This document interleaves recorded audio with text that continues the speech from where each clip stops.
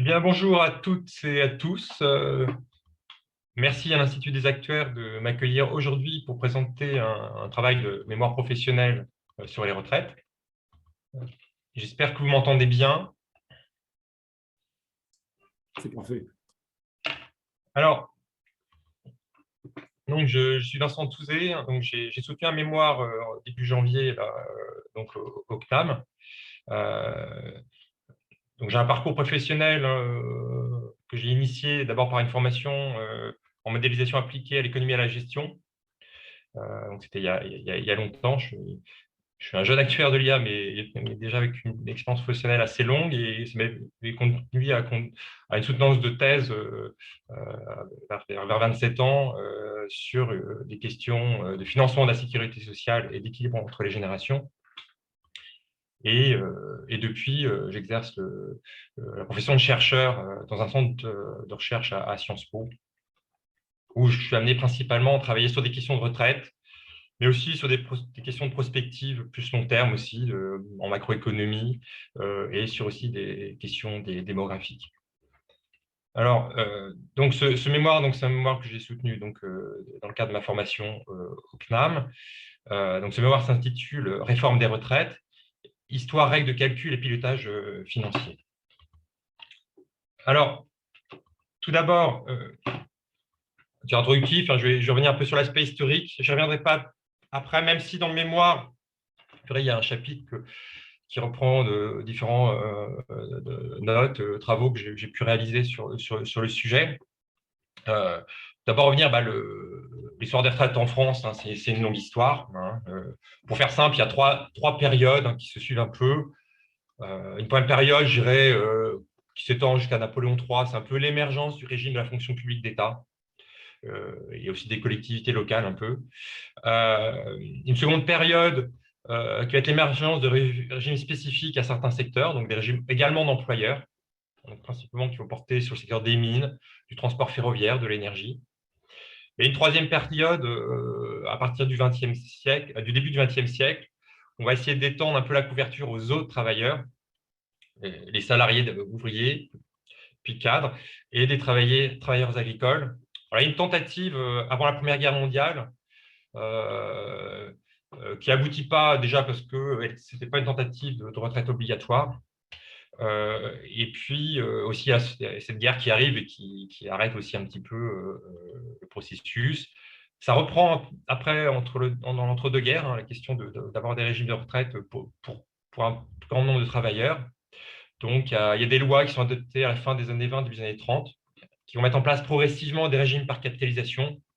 Mais entre-temps, il y a la Seconde Guerre mondiale qui arrive, et nécessairement, les régimes par capitalisation vont beaucoup souffrir de la guerre. Et finalement, on va arriver au système d'aujourd'hui, notamment grâce aux ordonnances de 44 et 45 qui vont instituer la sécurité sociale, avec une branche retraite qui se développera avec la naissance d'une caisse vraiment autonome dans ce domaine en 67, donc la Caisse nationale d'assurance vieillesse. Alors, aujourd'hui, hein, donc on a une organisation en 42 régimes, répartis à peu près en trois groupes, hein, donc à peu près ces trois périodes hein, pour résumer. Un groupe de régime pour les salariés du secteur privé, c'est relativement homogène. Un groupe pour les salariés du secteur public et assimilé. Donc, en fait, c'est finalement des régimes employeurs. Hein, ce ne sont que des régimes employeurs. Donc, c'est-à-dire que le contrat de travail relie aussi la partie retraite. Et les régimes des non-salariés, donc qui vont être aussi variés qu'il existe de travailleurs non-salariés, de profession libérale ou des artisans de l'autre côté, ou des besoins de régimes différents. Et cette organisation institutionnelle, elle est principalement financée par la répartition, même s'il y a un gros volet aussi de régime employeur, où le statut pourrait se rapprocher de la capitalisation si le régime public avait en contrepartie des droits accordés, des actifs comparables. C'est un peu le cas au niveau du régime additionnel de fonction publique, où là, ça fonctionne vraiment en capitalisation, puisqu'il y a un petit volet, avec des contreparties d'actifs liés aux droits attribués au titre de la retraite additionnelle. Mais en France, voilà, c'est le régime par répartition quand même qui prédomine. Et c'est vrai que ça a été le fait d'expériences passées d'avant-guerre et la guerre qui avait conduit un peu à leur faillite, qui a fait que même les régimes complémentaires ont fait le choix de la répartition, voilà, ce qui permettait aussi de répondre à des besoins de partage de la valeur ajoutée entre les différentes générations et en fonction de l'âge de ces générations, entre les actifs et les inactifs. Alors ensuite, il y a toute une évolution aussi qui s'est suivie. Il faut en noter un peu trois remarquables, même si la troisième est inachevée. C'est en 83, c'était passage à la retraite à 60 ans, qui existait déjà avant, mais c'est le fait qu'on avait la possibilité de partir à 60 ans au taux plein de 50%, ce qui n'était pas le cas avant. C'était 65 ans. Et à partir des années 90, il y a l'anticipation de l'arrivée progressive des baby-boomers à l'âge de la retraite. Et donc, il y a toute une gamme de réformes qui sont entreprises. Il y a bien sûr la réforme Balladur qui lance le mouvement. Puis après, toute une gamme de réformes, notamment des réformes fusion. Il y a la réforme Woerth également.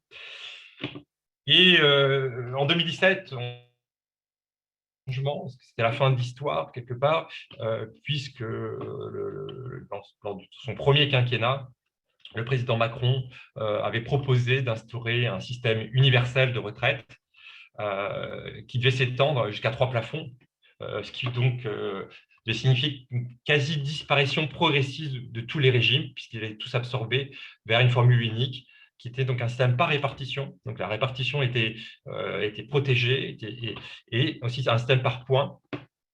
Donc, c'est-à-dire qu'il y avait l'idée d'abandonner progressivement un mode de calcul des pensions qu'on appelle les prestations définies, et donc il est remplacé par des régimes de pension à contribution définie intégralement. Alors, donc, lorsqu'on utilise les systèmes de retraite, on se perçoit qu'il y a deux grandes logiques je ne dirais pas qui se font en concurrence, mais qui se complètent.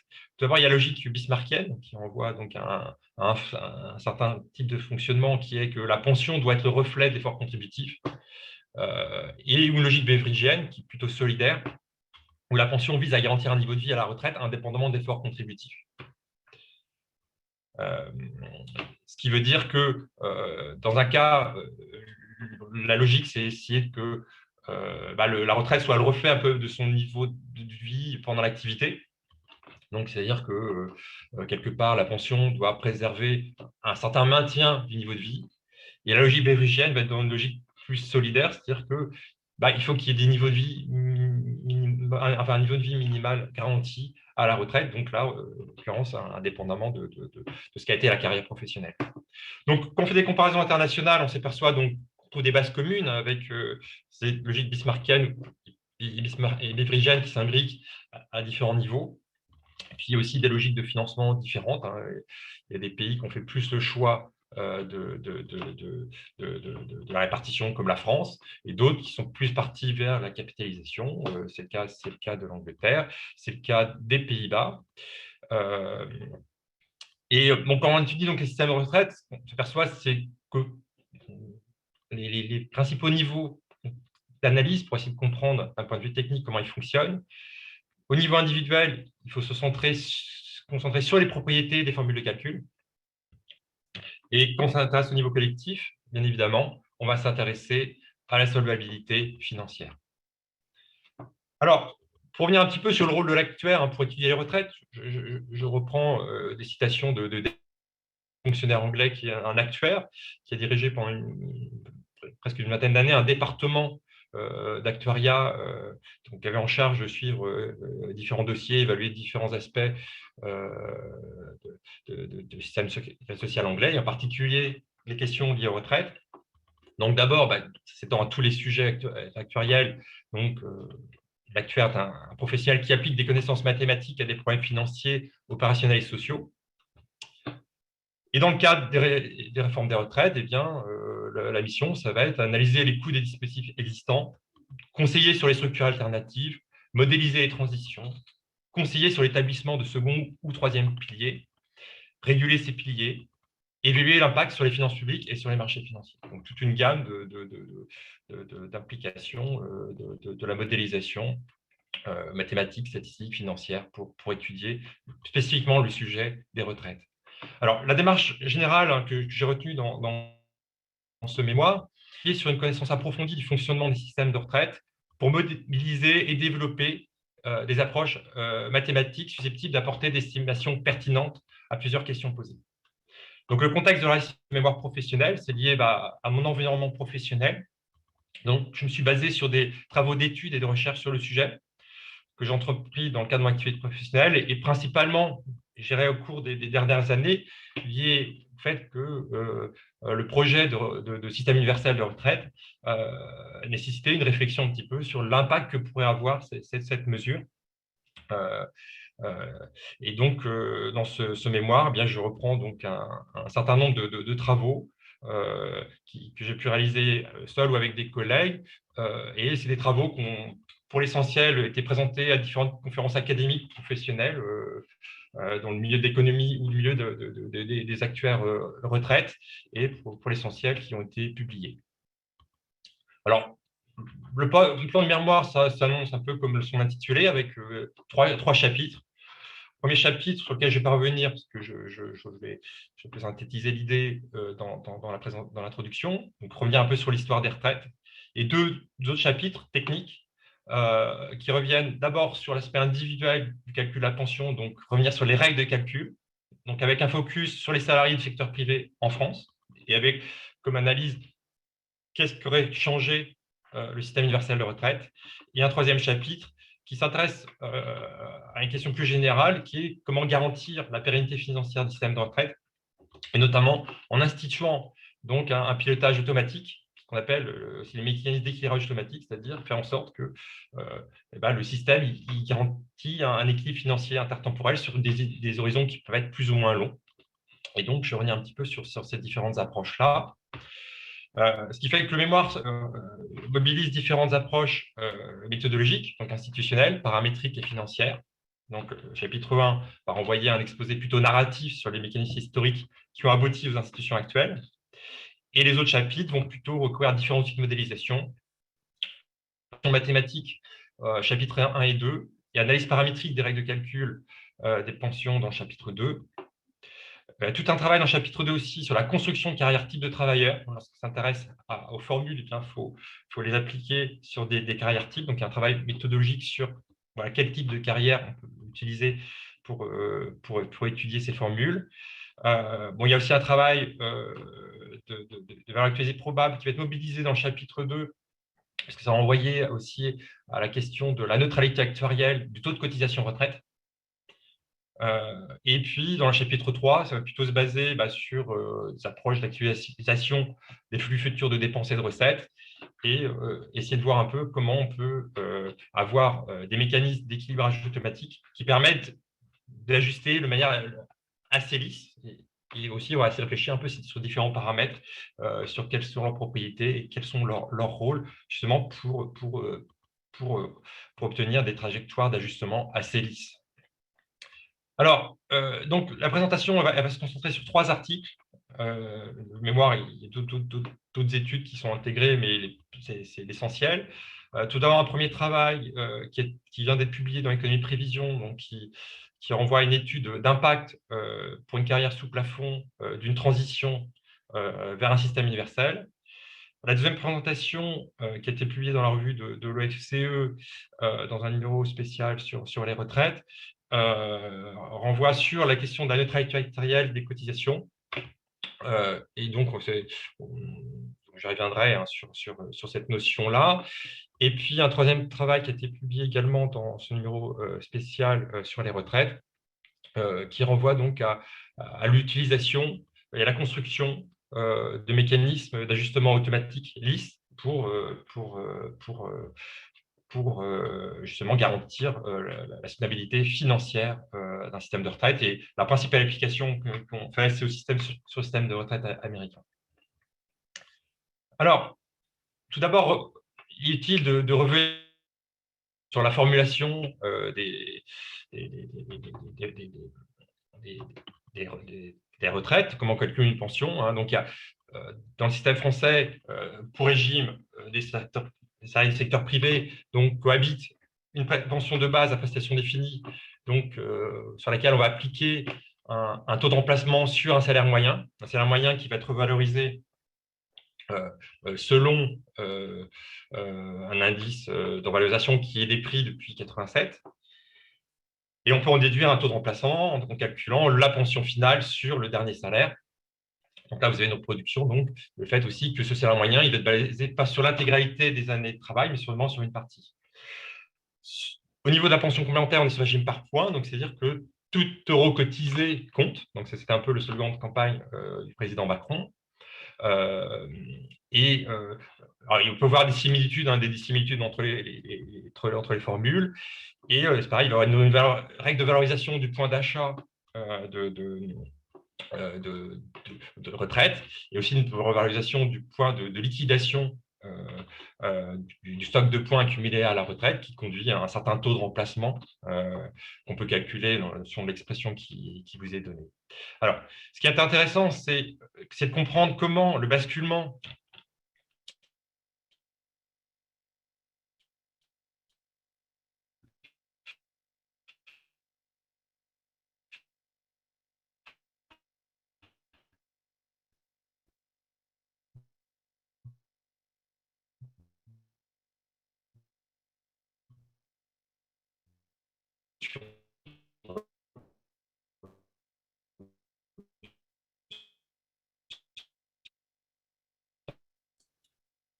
Vincent, on ne vous entend plus.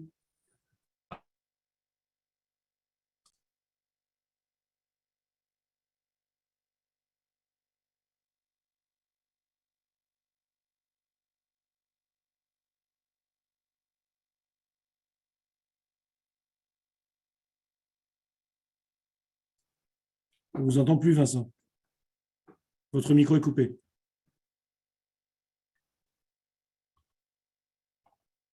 Désolé. Voilà. Ça fait longtemps que vous ne m'entendez plus, ça va? Ça fait bien 3-4 minutes au moins. D'accord, désolé. Bon. Alors, ce que je disais, donc, c'est voilà, donc, dans notre travail, ce qu'on fait, c'est qu'on identifie une carrière qui serait neutre à la réforme. Et à partir de là, en fait, on va identifier aussi toute une gamme de cas types qu'on va appeler théoriques par rapport à des cas types empiriques. On a fait le choix du cas type théorique.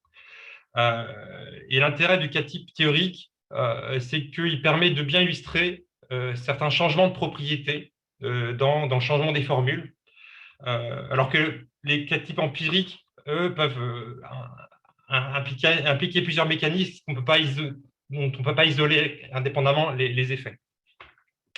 Donc, le choix qui a été fait, donc, c'était de réaliser des carrières types qu'on va distinguer entre des carrières types de référence, c'est-à-dire celles qui seraient neutres à la réforme Macron, de carrières qui seraient plus dynamiques, donc c'est-à-dire en fait une croissance sur le cycle de vie plus forte du salaire, et d'autres carrières qui elles seraient moins dynamiques, une carrière stable qui serait en rapport avec l'évolution moyenne de la productivité, ce qu'on appelle la paix stable, et des carrières moins dynamiques, c'est-à-dire des gens dont le salaire évoluerait moins vite que la productivité moyenne du travail.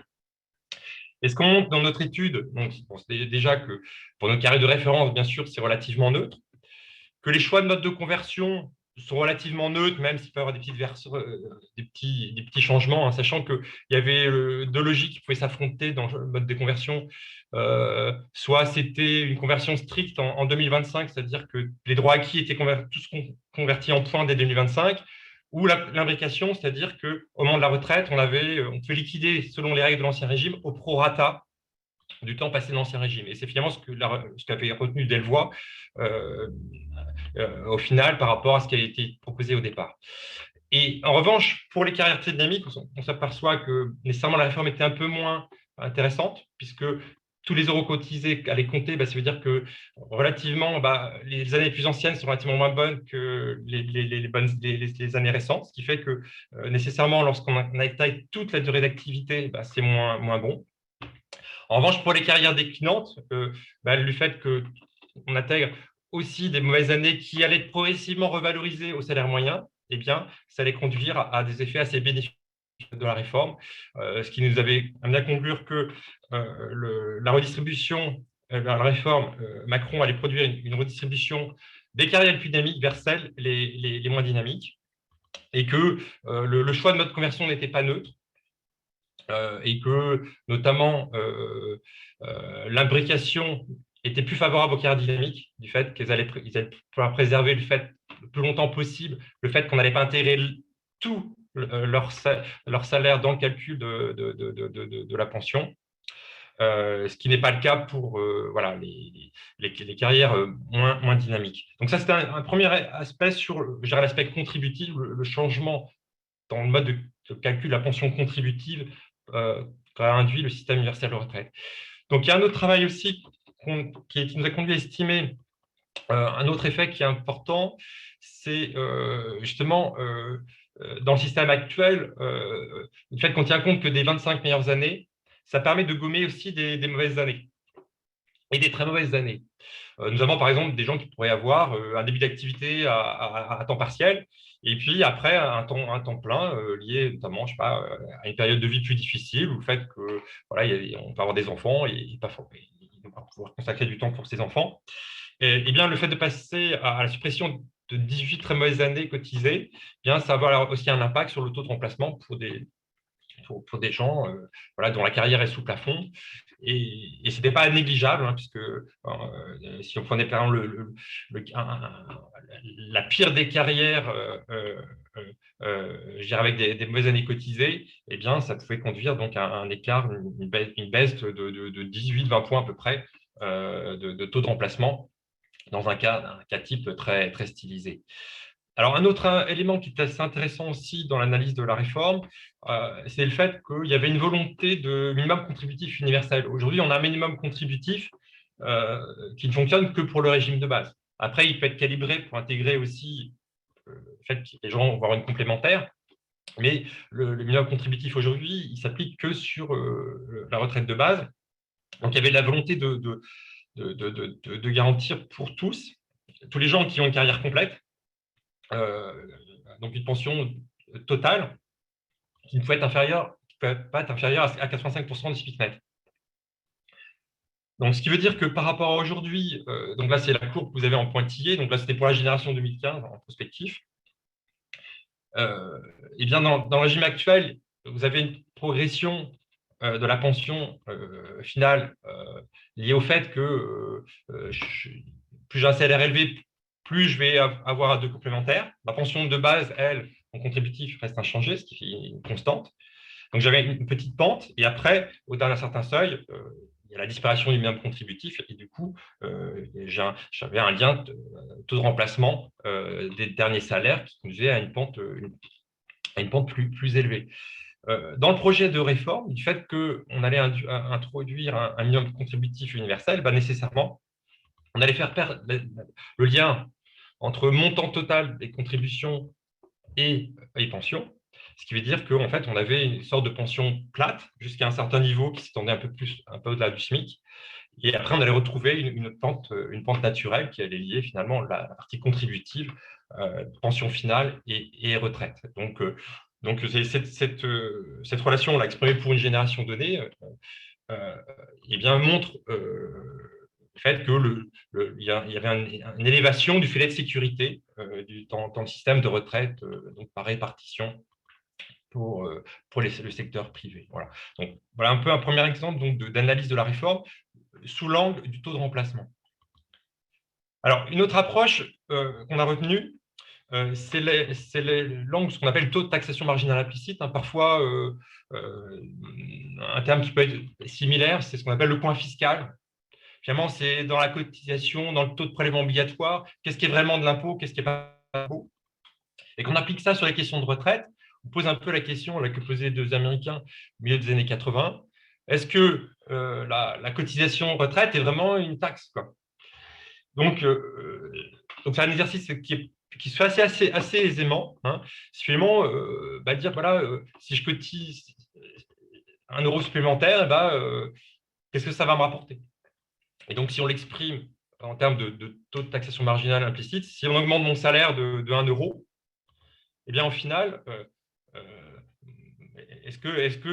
comment du point de vue des retraites, cet euro va être taxé ou pas dans le cadre de l'attribution de droits à la retraite?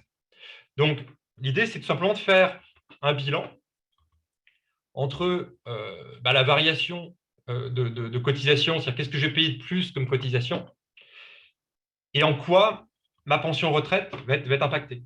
Donc ici, voilà, on introduit une probabilité à un âge donné d'atteindre l'âge de la retraite et un facteur d'actualisation entre ces deux périodes, et en évaluant comment est liée la pension retraite par rapport au salaire et en tenant compte aussi de la valeur patrimoniale du droit à la retraite supplémentaire, on peut calculer un taux marginal implicite qui a différentes expressions. Et là, on peut renvoyer aux formules précédentes que je vous ai présentées, selon qu'on a un régime en prestation définie ou à cotisation définie. C'est-à-dire qu'on ne va pas avoir exactement le même taux, je dirais, lien entre pension et augmentation du salaire. Donc voilà, en prenant un calibrage lié à des tables prospectives, c'est en l'occurrence celle de l'INSEE, différents scénarios macro. En l'occurrence ici, dans le mémoire, il y a un autre scénario, mais en prenant ici un scénario, on va dire, optimiste de retour à la croissance, et tenant compte de la réalité des paramètres institutionnels, eh bien, on obtient le résultat suivant, c'est-à-dire en rouge orangé, vous avez aujourd'hui le système actuel, et en bas, vous avez les âges, donc de 19 ans à 61 ans. Dans le système actuel, en fait, les mauvaises années ne sont pas intégrées dans le régime de base, ce qui fait qu'il y a un taux marginal implicite qui est très élevé, puisque chaque euro supplémentaire que je vais gagner sur mon salaire, il ne va pas être porté au compte dans le régime de base, mais uniquement sur la partie régime complémentaire. Ce qui fait qu'on a un taux marginal qui est extrêmement élevé. C'est la courbe que vous avez en rouge rangée tout en haut. Et en revanche, quand je rentre dans mes 25 meilleures années, en supposant que ce soit les 25 meilleures dernières années, parce que vous avez la courbe en rouge continue, et bien là, vous avez un taux marginal qui est extrêmement faible, même qui devient négatif. C'est-à-dire que le système devient très contributif. Donc, ça veut dire que le système, globalement, d'un point de vue marginal, ne reflète pas une forme, c'est qu'on puisse dire, de neutralité actuarielle. Et ce qui est intéressant, c'est que dans le régime sûr, du fait que tout euro cotisé compte pendant toute son activité, eh bien, le mode de calcul se voulait plus actuariel du point de vue marginal. Donc, c'est une idée. Donc, c'est courbe en bleu continu. Donc à comparer avec la courbe en bleu pointillée, qui était la courbe, donc une trajectoire type avant par rapport à une trajectoire type après. Donc voilà, on examine la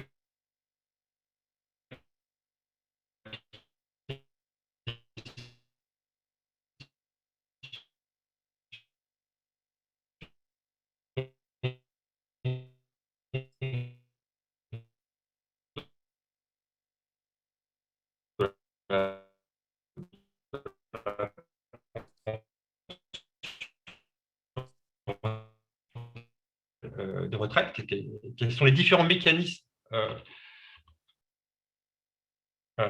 J'espère que vous m'entendez. C'est revenu, Vincent, ça avait coupé, c'est Voilà. revenu.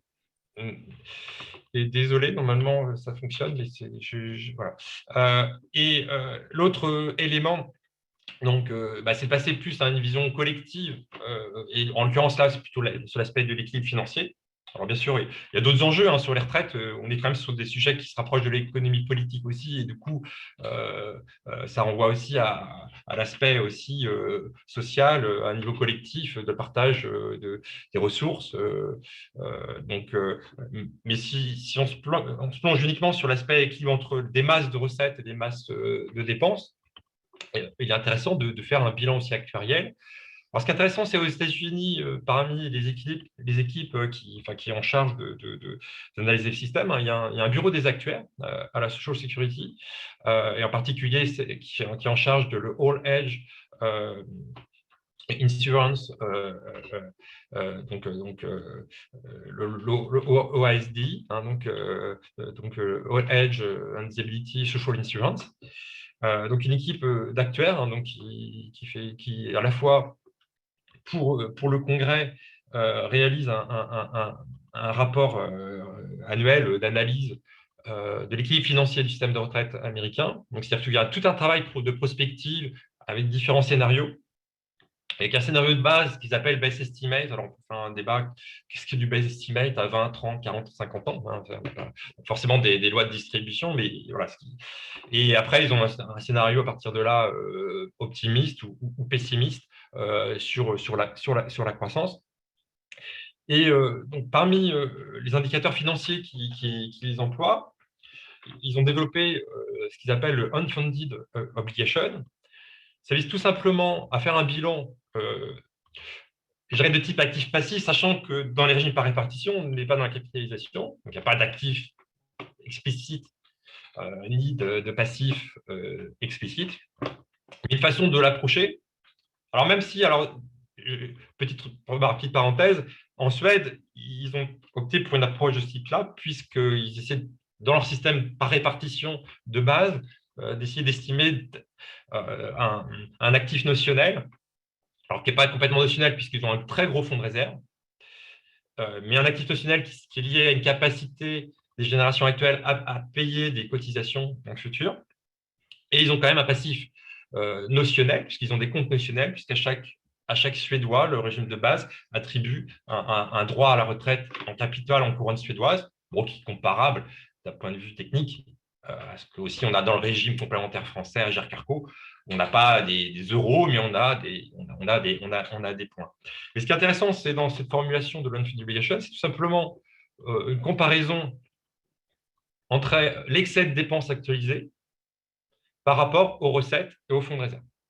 Donc, ici, X, c'est les excès des dépenses, REC, c'est les recettes, et F0, c'est donc, en année zéro, le montant du fonds de réserve aux États-Unis qui est relativement important. Alors, donc l'idée de ce troisième travail, ça s'inscrit un peu dans une littérature hein, de contrôle optimal appliqué sur les retraites qui a été lancé par Haberman et Zimbalist.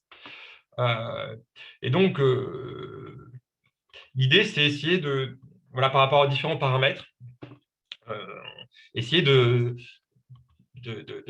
garantir que la différence entre les recettes et les dépenses dans le temps eh bien, soit nulle d'un point de vue financier. Alors, donc l'idée ici, c'est d'abord on introduit une sorte de fonction perte qu'on va chercher à minimiser.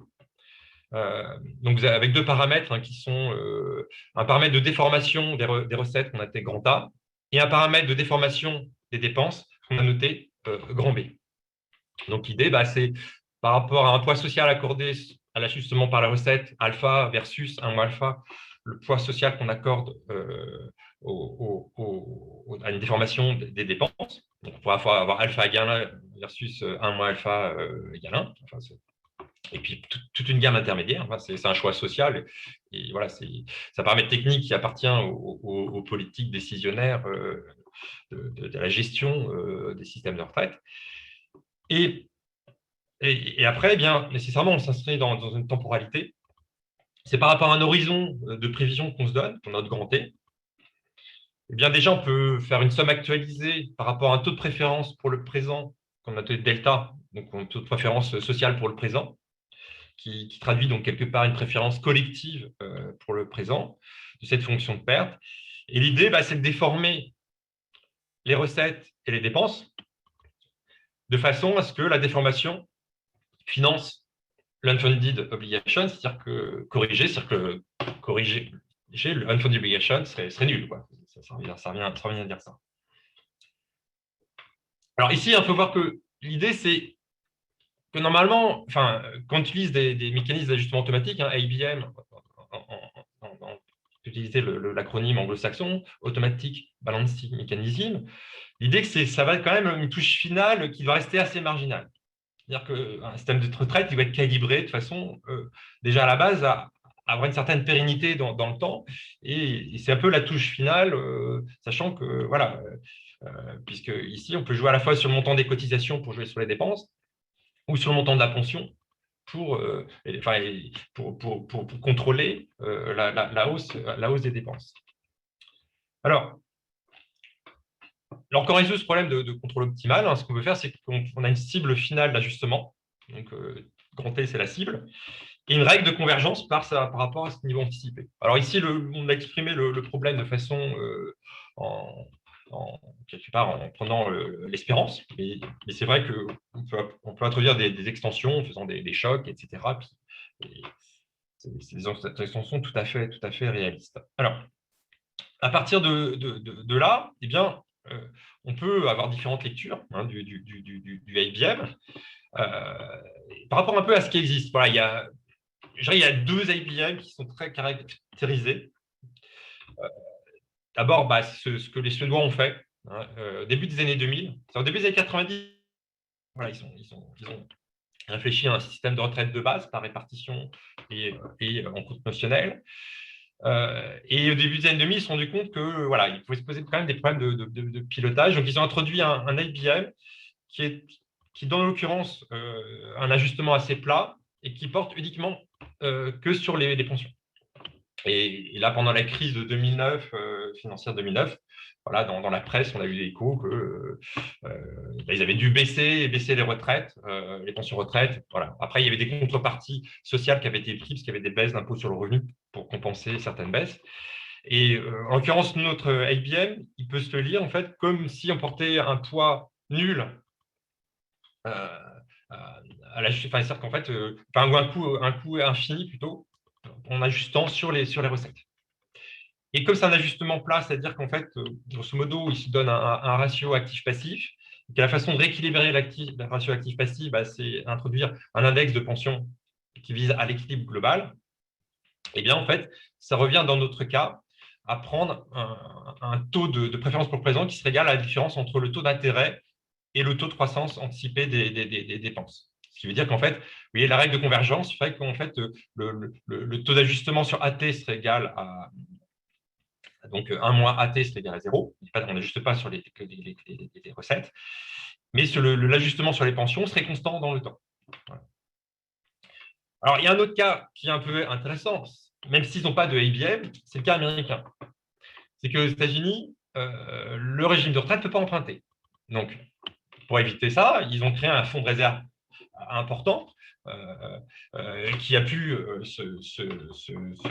avoir une belle santé financière, notamment la réforme entreprise par Reagan au début des années 80, en 83, qui fait que le système de retraite sans réforme tient encore jusqu'en 2035. Et en 2035, ça va être un peu la catastrophe parce qu'on aurait épuisé le fonds de réserve, et vous sentez un graphique plus loin, et l'écart entre les dépenses et les recettes va être relativement élevé. Donc, en fait, ils ont moins de 15 ans pour essayer quand même de réajuster ça. Bon, pour l'instant, ce n'est pas dans le débat.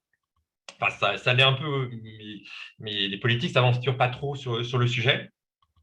Et en fait, ce qu'on a appelé l'ajustement de type mur budgétaire américain, dans ce cas-là, donc toujours pareil, si la loi n'est pas changée, le régime de retraite ne pourra pas donner toutes les pensions. Donc, il pourra verser que ce qu'il a en recette. Ce qui veut dire qu'ici, eh bien, avant 2035, ça veut dire qu'il y a une préférence quelque part pour le présent qui est infinie, c'est-à-dire qu'on se moque du futur. Puis à partir de 2035, eh bien, en fait, il faut qu'il y ait un taux de préférence qui garantit que chaque année, on va dépenser uniquement ce qu'on a. Mais ce qui veut dire un ajustement extrêmement élevé, puisque l'ajustement, il va être égal de façon à ce que le montant des dépenses doit être égal au montant des recettes, ce qui peut être considérable. Voilà, donc si on présente les taux de préférence sociale temporelle implicite, donc c'est pour ça que le modèle est intéressant, c'est-à-dire qu'il n'est pas là pour dire ce que doit faire le politique, mais il peut donner aussi, à titre de l'envers, c'est des choix politiques d'ajustement, qu'est-ce que ça implique comme valeur paramétrique dans notre modèle, donc avec une comparaison de ce qu'on appelait l'ajustement à la suédoise versus un ajustement type mur budgétaire à l'américaine. Alors, si on regarde un peu, voilà, si on applique notre IBM sur les cas américains, voilà, avec des paramétriques, on a pris 1,5% de taux de préférence pour le présent, et 50-50, voilà, pour éviter d'avoir fait un choix, on a pris ajustements recettes et pensions de 50-50. Vous obtenez ces courbes où en bleu, vous avez le facteur de déformation des recettes, c'est-à-dire qu'il faut augmenter immédiatement de 5% à peu près les recettes, donc le taux de cotisation de 5%, et progressivement à une hausse qui va dépasser les 10%. Et même avec un taux de préférence, enfin, en l'occurrence, un taux de préférence pour le présent qui est assez faible, ce qui fait qu'il faut aussi un ajustement sur le niveau des pensions assez élevé, qui en l'occurrence serait de 5%, et qui s'étendrait bien à des niveaux d'ajustement assez élevés plus tard, ce qui pose la question aussi de la faisabilité politique. Mais bon, c'est un type d'exemple d'application. Et dans un travail qu'on a fait aussi avec deux co-auteurs, donc Frédéric Gannon et Florence Legros, justement, on a essayé de prendre taux de préférence pour le présent qui soit assez élevé à moyen terme, pour que ce soit faisable politiquement, c'est-à-dire des très faibles ajustements, mais à long terme, des taux de préférence pour le présent très faibles pour éviter justement qu'il y ait ce qu'on appelle une dictature du présent par rapport au futur, c'est-à-dire qu'il y aurait une procrastination complète du fait qu'on ferait supporter l'ajustement intégralement sur les générations futures et peu sur les générations intermédiaires. Voilà. Alors, donc, voilà, les taux de préférence sociale implicites que ça peut induire aussi. Alors, ensuite, si on reprend la même application en l'occurrence en France, sur la CNAV, par exemple, du fait que ce n'est pas à l'équilibre, on se retrouve aussi avec des ajustements qui seraient assez forts, hein. Ce qui pose d'ailleurs un problème de faisabilité politique et d'ajustement entre le court terme et le moyen terme. Et ce que je n'ai pas commenté aussi, c'est la courbe en noir. C'est l'évolution du fonds de réserve, hein, dans le cas américain, je reviens sur le cas américain. La courbe en noir, vous avez l'évolution de l'ajustement qui permet justement de dégager des fonds de réserve, un fonds de réserve important. Il est déjà important, puisque aux États-Unis, vous voyez, on est déjà à 3 000 milliards à peu près aujourd'hui. Le faire porter à près de 8 000 milliards, justement pour lisser le plus longtemps possible la transition. Si on applique ça sur la France aujourd'hui, en l'occurrence, voilà, il faudra dégager un fonds de réserve assez élevé assez rapidement et le voir s'éteindre progressivement pour assurer sur le cas pour financer la CNAV. Voilà. Mais bon, ce qui pose voilà, d'autres questions, puisque la CNAV, il y a tout un volet redistributif qu'il faut préserver, ce qui veut dire que voilà, qu'il y a l'argent public pour être mobilisé. Voilà, c'est des débats après qui renvoient à des choix politiques, mais ça soulève aussi le problème de l'insolvabilité et quel type d'ajustement engendrerait l'application d'une règle de manière brutale. Voilà. Alors, pour conclure, donc ces différents travaux sur la retraite, hein, donc c'est à la fois un aboutissement et un point de départ. Donc, je crois que c'est important d'avoir une approche rigoureuse et notamment recourir à des aspects de formalisation mathématique dans la question des retraites, puisque déjà les retraites sont basées sur des expressions mathématiques qui vont lier une vie. Oui, allô? Oui, par Amazon, j'ai un produit pour vous. Attends, excusez-moi. L'autre aspect, c'est donc le fait que donc, du fait qu'on a une formalisation mathématique, ça permet d'exposer clairement les choses aussi, comment on lit le destin d'un individu par rapport à sa carrière, qu'est-ce que sera son niveau de vie plus tard. Ensuite, il y a l'autre aspect qui est la conception. Donc, pour réformer les systèmes de retraite, ça renvoie tout à une gamme de paramètres qui existent déjà. La question, c'est par rapport à des objectifs que peut donner le décideur politique, quelle gamme de nouveaux paramètres on peut introduire. Donc c'est passer de la compréhension d'un système actuel à sa réforme, donc l'ajustement entre une réalité qui existe et qu'est-ce qu'elle pourrait devenir par rapport à des choix politiques. Donc pour ça aussi, le fait de poser les choses avec clarté et rigueur, c'est extrêmement important, hein. Ça permet déjà d'analyser les probabilités de formules de calcul. Et après, ça peut aussi aborder la question de la solvabilité. La solvabilité, ça soulève aussi des aspects de la prospective aussi, puisqu'on s'inscrit sur des temps longs, la prospective démographique, la prospective également économique, sachant voilà, qu'aujourd'hui, on est sur des scénarios moyens encore pour la France de 1,4, qui vont être revus un petit peu à la baisse c'est les prochaines prospectives qui seront publiées en septembre. Donc, du coup, là, il y a aussi un débat par rapport à ça, c'est-à-dire que la solvabilité dépend aussi de la prospective qu'on se fait dans le futur. Et après, la question, c'est est-ce qu'il faut mettre en place des ajustements automatiques ou pas? Donc ça renvoie aussi à un débat qui peut être politique. En l'occurrence, dans le projet de système universel de retraite, le choix qui avait été fait, c'est que le dernier mot appartenait au Parlement. Donc, c'est un choix qui est assez intéressant à souligner. Voilà, qu'il va y avoir un organe technique appuyé par un conseil d'administration qui serait la représentation de la société pour accompagner le pilotage financier, et un conseil d'administration qui aurait pu être en charge de faire des propositions, mais ça aurait été le Parlement qui aurait le dernier mot politique. Ce qui est intéressant, c'est qu'il y a le cas, je n'en ai pas parlé, il y a le cas canadien qui est assez intéressant, c'est pour leur système, un système complémentaire de retraite. Et en fait, ce qu'ils ont mis en place, c'est que si le politique ne prend pas de choix, il y a des mesures conservatoires qui sont prises. Et dans les mesures conservatoires, ça porte à la fois sur les recettes et les dépenses.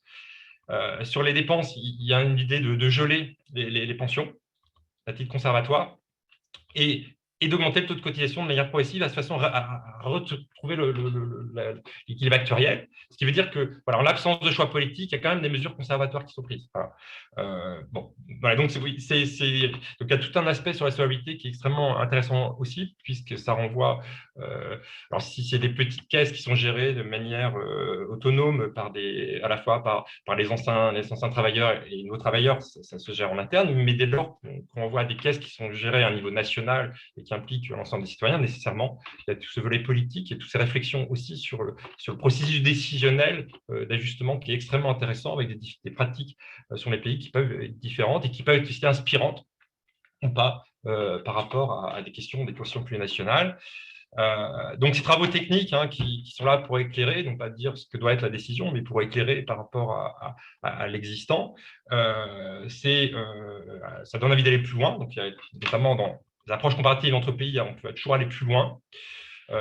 Comparaison de formules, propriété de formules. Il y a aussi un aspect sur l'usage de l'équation dynamique. Ce n'est pas un aspect que j'ai utilisé jusqu'à présent de manière générale, mais il y a une gamme d'études qui peuvent être réalisées en utilisant ce type d'approche qui est très complémentaire à l'approche par cas type. Et puis, d'un point de vue prospectif, tout un débat sur les différentes étapes prospectives du monde. Ça peut être aussi bien des approches stochastiques pour essayer de voir un petit peu les ajustements sur les différents états de la nature, comment ils pourraient évoluer. Et puis, il y a aussi quand même, je pense, une problématique actuelle qu'on ne peut ignorer, qui renvoie aux grands enjeux de transition technologique et énergétique qui sont liés. Est-ce que ce sera un monde avec moins de croissance ou pas? Et donc, voilà, est-ce qu'un cadre de croissance-productivité sur 50 ans, est-ce que c'est réaliste par rapport à des enjeux de transition? Et dans ce cas-là, si on doit réviser plutôt sur des scénarios à 1, 2, voire moins, ça a forcément un impact sur les retraites et du coup, ça nécessite une réflexion collective sur le sujet. Voilà, donc un peu l'usage proposé aussi pour aller plus loin sur ce type de travaux. Voilà, merci. J'ai dépassé de 3 minutes. On m'a dit 45 minutes, j'ai dépassé 3 minutes. Merci de votre attention. Je vais prendre dans la file de discussion, je vais regarder s'il y a des questions. Donc n'hésitez pas à en poser d'autres. Alors oui, donc après, il y a la question de comment présenter les réformes aux Français. C'est vrai, il y a la question je sais qu'il y a notamment il y a Elsa Fornero en Italie qui a été ministre, alors je pense qu'elle est très sensible au sujet, mais qui est aussi une universitaire qui travaille sur ce qu'on appelle l'éducation économique et financière, donc éduquer les citoyens à des citoyens éclairés sur les questions économiques et financières, et en particulier sur les retraites. Là, il y a un vaste débat.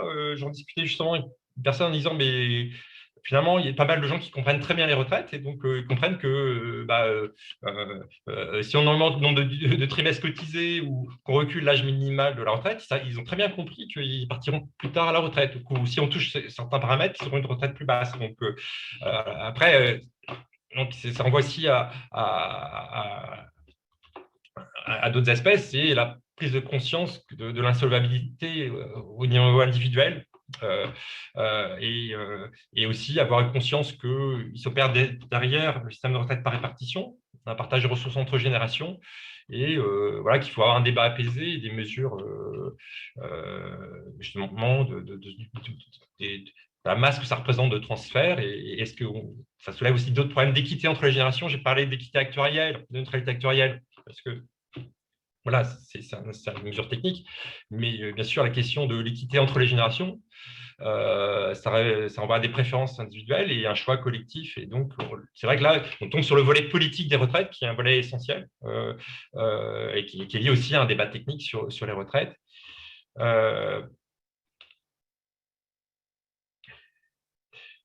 Alors, le gouvernement, bon après, voilà, je ne répondrai pas sur les questions trop politiques parce que je ne suis pas un politicien et je n'ai pas aptitude non plus à faire de la science politique sur le sujet, même si nécessairement ça m'intéresse.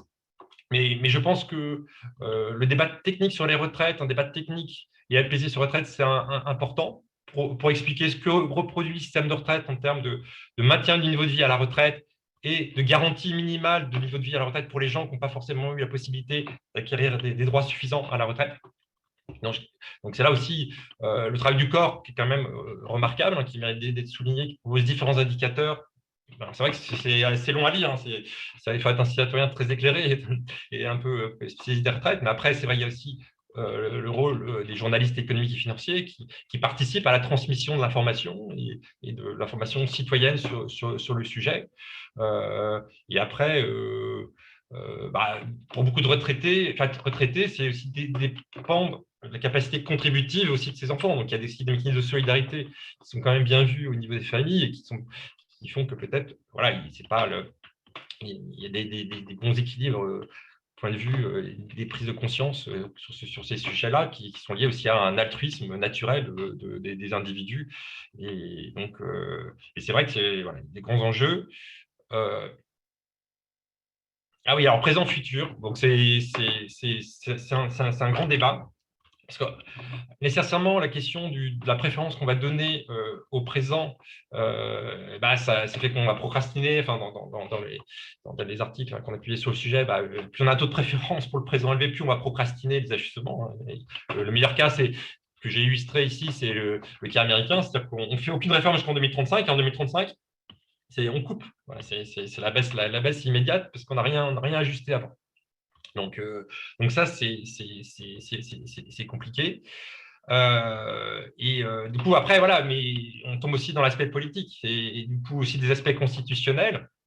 Est-ce qu'il faut graver dans le marbre un pilotage des retraites, une préférence pour le présent qui ne soit pas trop élevée ou qui serait assez élevé mais qui remonterait progressivement vers un niveau faible, en l'occurrence, qui se rapprocherait d'un taux de préférence nul, de façon à ce qu'il y aurait une pondération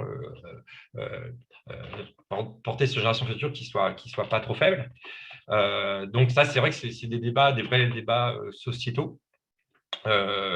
Et c'est important aussi que le citoyen éclairé comprenne aussi ces mécanismes-là de procrastination budgétaire que ça peut induire, du fait que retarder une réforme, forcément, on reporte le poids de son financement dans le futur. Donc ça, c'est clairement un vrai sujet. Après, voilà, d'un point de vue technique, technicien que je suis, il peut dire, voilà, vous faites tel choix, ça veut dire un peu que vous avez un taux de préférence de tel type. Ou si vous me donnez telle préférence, ça veut dire que vous allez ajuster de telle façon. Mais c'est vrai qu'après, il y a un débat de choix, de choix de ce niveau collectif. Voilà, là, je regarde. Voilà. Après, voilà, il y a d'autres aspects, donc question sur le taux de remplacement visé. Donc ça, je pense que c'est aussi une vraie question. Est-ce qu'on peut garantir le taux de remplacement? On sait que c'est compliqué parce que c'est lié au financement. Une approche pourrait être de dire, voilà, je vous garantis tel taux de financement, mais je ne vous garantis pas l'âge à partir duquel vous pourrez avoir ce taux de financement. Ce qui n'est pas forcément très rassurant, mais c'est l'autre facteur. C'est-à-dire que parmi les éléments, notamment en Suède, où ils ont revu à la hausse l'âge minimum, puisqu'il était resté à 61 ans, c'est qu'il y avait des gens qui liquidaient trop tôt leur retraite. Et du coup, qui après plusieurs années, pouvaient souffrir de problèmes de niveau de vie. Donc, du coup, dans la volonté qu'ils ont eue d'augmenter l'âge de la retraite, c'est justement pour que les gens accumulent suffisamment de droits, qu'ils ne se trouvent pas dans des difficultés de perte de niveau de vie.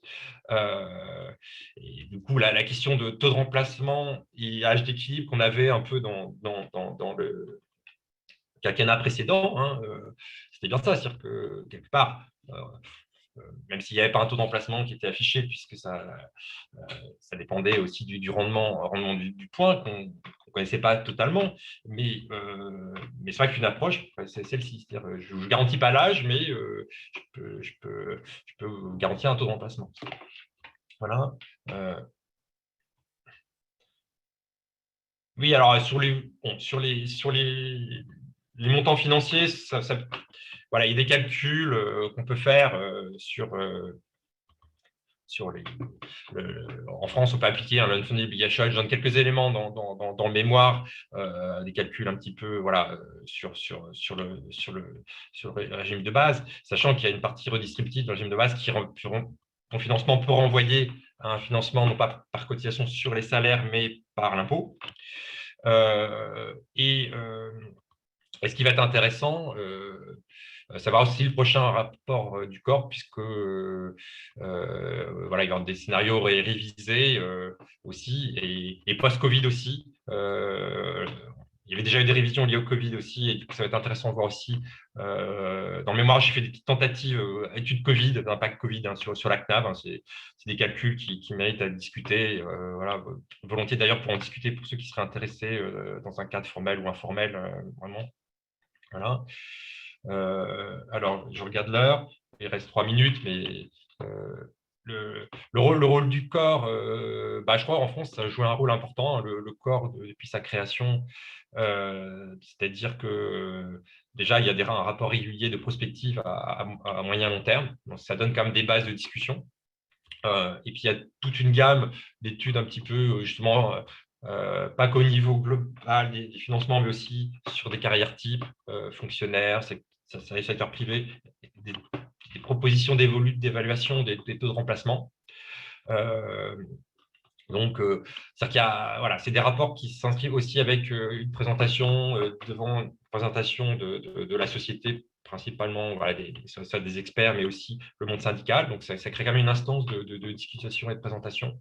Il y a une question sur le fait que voilà, le débat sur la retraite mérite d'être apaisé. Donc, je pense que voilà, toutes les instances où la société peut être représentée pour discuter des retraites avec l'appui d'équipes techniques, hein, parce que le corps, c'est aussi une grosse équipe technique qui implique aussi après des liens avec toutes les caisses de retraite et des actuaires des caisses de retraite qui vont participer à une évaluation, je dirais, la plus crédible possible d'évolution prospective des recettes et des dépenses. Donc c'est clairement un progrès. Hein. Alors,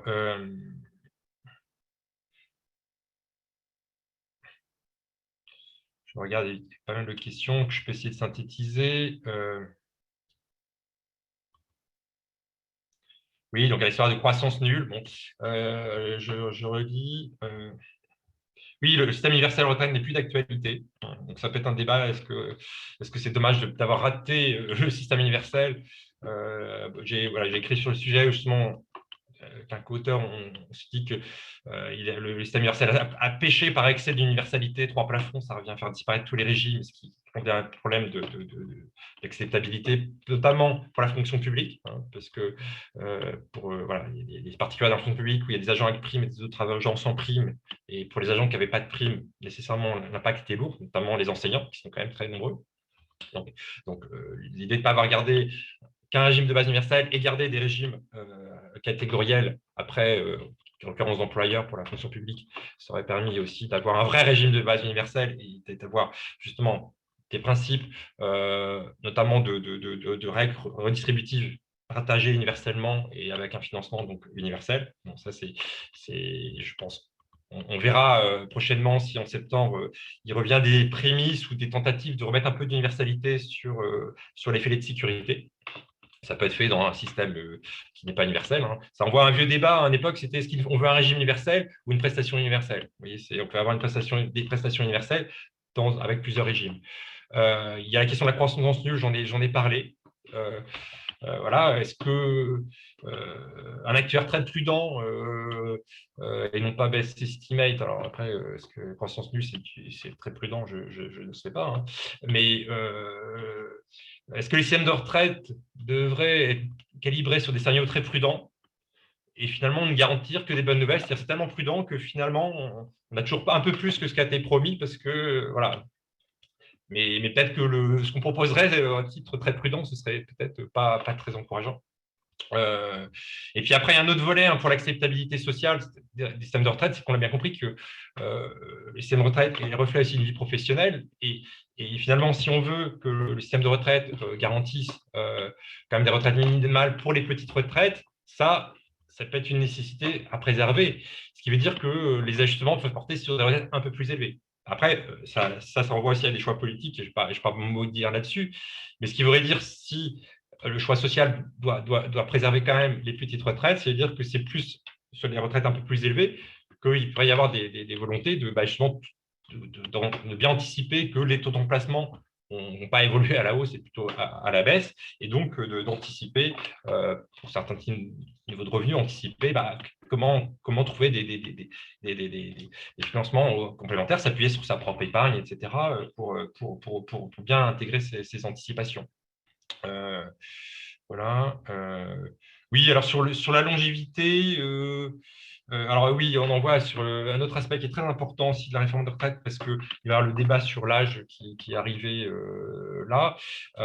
C'est justement, déjà, il ne faudrait pas parler d'un âge de la retraite, il faudrait parler des âges de la retraite. Il y a bien sûr l'âge minimum à partir duquel on peut liquider les droits, mais il existe aussi des régimes dérogatoires. Si un système de retraite n'est pas intégré, c'est un grand nombre de paramètres. Et c'est là aussi le technicien peut apporter quelque part le réglage sur mesure par rapport à un choix politique national qui serait proposé, justement pour pouvoir intégrer différents aspects. Et notamment, un élément important du débat, c'est les inégalités d'espérance de vie. Parce que là, il y a un exemple, c'était homme-femme, par exemple. Et notamment, si on regarde chez les hommes, on se pensait à des grosses différences entre les hommes, entre les cadres et les non-cadres. Et ce qui explique aussi que le fait qu'on augmente l'âge minimum, on passe de 62 à 65 ans, forcément, ça ne pénalise pas les gens qui, de toute façon, prendraient leur retraite après 65 ans, donc qui rentrent plus tardivement sur le marché du travail, qui peuvent avoir un bon état, un bon capital humain, mais aussi un bon capital santé, c'est associé, par rapport à des gens qui rentrent très tôt, qui peuvent avoir des métiers plus durs après, et peut-être des états de santé plus réduits. Donc la question, c'est comment intégrer aussi dans un système de retraite les inégalités d'espérance de vie. Est-ce que c'est anticipé à l'entrée du marché du travail ou dès 55 ans, par rapport à un état de santé avéré, on pourrait dire, telle personne, l'espérance de vie plus réduite ou pas, donc potentiellement, on peut lui offrir des sorties plus tôt du marché du travail. Alors, et après, le paradoxe, est-ce que, par exemple, quelqu'un qui fume et qui boit beaucoup d'alcool, il peut partir plus tôt. Vous voyez, donc, oui, ça ouvre des débats. Et puis aussi les inégalités d'espérance de vie entre hommes et femmes qui pourraient. Donc, c'est vrai qu'il y a une boîte de Pandore où c'est des sujets aussi sociétaux plus complexes, sachant que voilà, on observe des différences de niveau de vie des retraites entre les hommes et les femmes. Donc, il envoie aussi à d'autres considérations. Est-ce que le marché du travail traite de manière égale les femmes par rapport aux hommes? Donc, vous voyez, là, on échappe un peu le sujet purement technique, mais qui, bien sûr, on peut quand même aborder d'un point de vue technique par rapport à différentes orientations qui seraient liées, qui seraient prises par ceux en charge de la gouvernance du système. Mais c'est vrai que c'est des questions à poser, notamment si la neutralité actuelle est une façon d'approcher la juste retraite. C'est effectivement un élément extrêmement important. Voilà, je crois que je n'ai pas vu de nouvelles questions. Je crois que j'ai un peu répondu globalement. J'ai toutes les questions en même temps et donc j'ai essayé un petit peu de les lier dans mes réponses. Voilà, il est 34, donc j'ai un petit peu dépassé. En tout cas, n'hésitez pas à revenir vers moi. Je suis sur LinkedIn, je suis facile à trouver aussi sur Internet si vous voulez discuter, me poser des questions. Ce sera avec plaisir. Et puis, je pense que l'année qui vient va aussi ouvrir le sujet des retraites et je pense que la profession a un rôle important pour éclairer le débat et apporter justement une certaine vision organisée du sujet. Voilà. Écoutez, au plaisir de vous voir et de discuter prochainement avec vous. Au revoir.